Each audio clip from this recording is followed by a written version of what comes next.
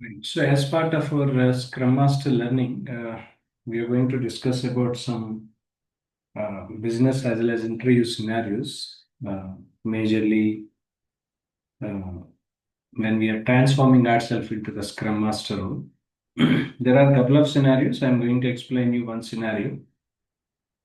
Scenario for sprint planning and as delivery issues. This is the concept I have taken. For example, a scenario stated that uh, development team who has taken the tasks, user stories to complete, are consistently failing to complete all the committed user stories within the sprint.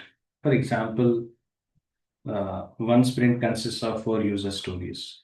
Example, right? So there were around 20 story points all put together.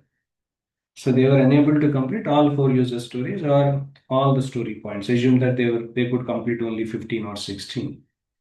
So they couldn't complete all the required user stories within the sprint because we have a challenge in the sprint such a way. Sprint duration cannot be extended to the next level. You know that. For example, if you have taken 1 week or 2 week sprint, it has to be completed in these many days, those many days only by the team. So there are possibilities, depends on reasons could be something different, right? So because of the business value, they were unable to understand the business value, or it could be some technical complexity, or whatsoever reason, or maybe they're hard to manage the timelines. For any reason, team is consistently failing in completing the committed user stories on the particular sprint. So these are the common situations which, being a scrum master, we come across. Usually, it happens. Sometimes I am not generalizing this statement for all the projects. It can be for some projects as well. So, what kind of action, being a scrum master, we have to take for the particular scenario? Because when we go for an interview, so interview orientation, because it's not only about learning scrum ceremonies, it's not only about learning some scrum artifacts, knowing about scrum master roles and responsibilities, all that. When we go for an interview, scenario based learning is all important. People will give you a scenario, or they were expecting you to give a scenario based questions will be given wherein we need to answer for that accordingly.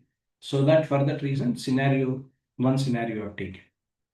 So being a scrum master, first of all, we have to facilitate a retrospective meeting because this is one of the meeting as in we do sprint retrospection. Once the sprint, assume that one sprint is taken, one sprint is completed, our team is failed in completing all the user stories or story points. So we have to facilitate a retrospective meeting so that we'll be identifying what are the commitments that we have taken, right? So were failed, right? Is it for what reason? Because sometimes commitments were over commitment, means whatever the possible user stories or story points to be completed, more than that they have taken. That is called over commitment. Sometimes there could be some reason about unclear requirements. Unclear requirements means requirements are not so clear to us because to the team I'm referring to. Because even though product owner has explained, team could unable to understand about the requirements well in advance. So unclear requirements could be one more reason. Unplanned work. Unplanned work means prioritization, which has to be completed first, which is to be completed next. Because this could be the problem when we are conducting daily scrum meetings. This unplanned work might have been taken place. So, being a scrum master, when we are facilitating a retrospective meeting, as I mentioned about the reasons, it can be many other. As an example, I've taken few. So as a Scrum Master, we will be knowing about why the commitment work that their team has taken was failed in doing it. Next, we have to coach the team based upon the accuracy of the story point estimation as well as the velocity tracking as well. Because for every user story, as you know, effort estimation will be based on the story points. It normally we use Fibonacci series to do that.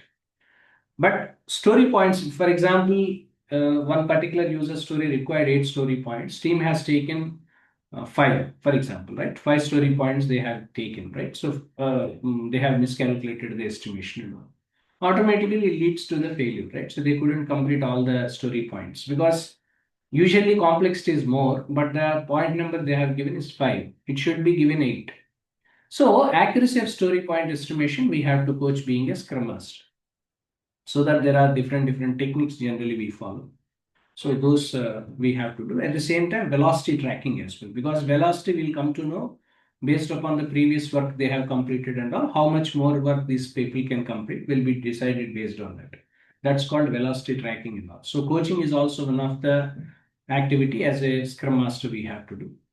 Next, there can be a reason where whatever the given items in the sprint may not be clear sometimes. Maybe clearance of acceptance criteria or something may be missing in some point, right? It won't happen in all the conditions. Maybe in some conditions it could happen. So we have to discuss with the product owner. We need to refine the backlog, the product backlog. So based upon the clearing of acceptance criteria, so if there is any state of confusion is there, so we can come out of it. So that we, being a Scrum Master, should work with product owner to come out of this problem. Next, we have to promote a culture of transparency, because this is something which I called as an underlying competency, because problem solving skills, decision making skills, and some people were so introvert, right? So they may not able in a position to open up what exactly they were thinking of, right? So culture of transparency, creating a culture of transparency among the people, because whatever the unfinished user stories that were not able to complete by the people, so they should able in a position to complete this on time, which were they couldn't complete and all. It should be analyzed properly. So if it is there is a unfinished item we have identified that has to be addressed and that has to be rectified within no time. Right. So that sort of transparency we have to create among the team, because end of the day it's a team effort. Among the team that has to be created.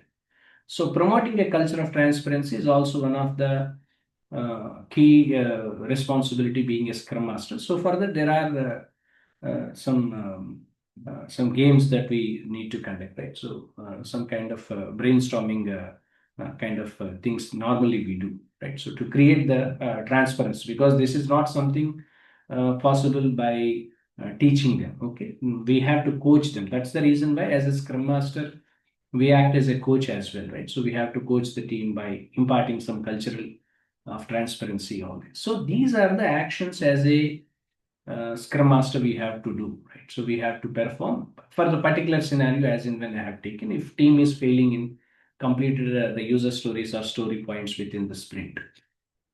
So ultimately, the business outcome must be this, right? So we have to improve the predictability. At the same time, we should improve the success rate of the sprint to an extent possible, to the maximum extent, not extent possible, to the maximum extent, it has to increase, followed by improving the predictability. These must be the business outcomes, right? This must be the business outcome. Being a Scrum Master role, we have to. So these kind of questions, right? So these kind of questions, sometimes interview people will ask us the question, a scenario, they will put you a scenario in front of you. We have to answer it. That is one kind of. Sometimes they will ask us, can you explain one recent challenge that you have come across, right? So how you have addressed, what business outcome you have identified, or what business outcome you are expected, whether you have reached or not, right? These kind of questions is what something that you need to learn if you want to become Scrum Master to success in interviews, as well as to success as a role as a Scrum Master in the real world, right? So this scenario-based learning is always important, not just by learning about Scrum Master roles and responsibilities, knowing about Scrum artifacts, knowing about sprint planning review. That is not at all sufficient, because by considering the present conditions of the market is concerned, they expect more apart from that. So I always advise this kind of learning is more useful and beneficial.